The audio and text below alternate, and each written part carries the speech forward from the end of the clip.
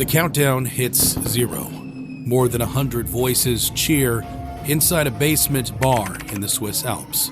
Champagne bottles rise into the air, each one crowned with a sparkling fountain of light. For a moment, it is the most beautiful scene of the night. But then, at 1:26 a.m., the ceiling catches fire.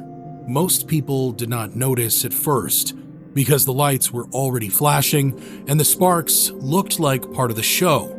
Still, within seconds, flames spread across the foam above their heads, and thick black smoke began dropping toward the floor. By the time the crowd realized what was happening, the air had already turned poisonous. So, they ran. They pushed toward the staircase because it was the only way out of the basement.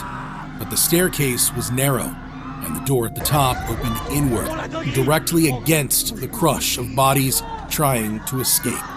There was a second exit on the other side of the room, a service door meant for emergencies.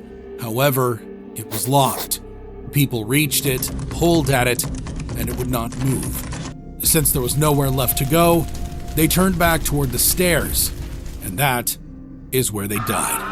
34 of the 41 people killed that night were found in the same place, piled at the bottom of that staircase. Their average age was 19. Half were under 18.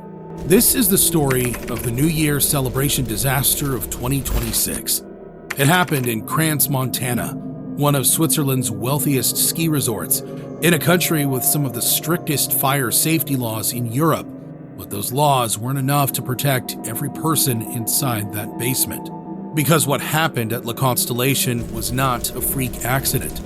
It was the result of a chain of failures that had been building for years, visible to anyone who looked, and not stopped by everyone who could have.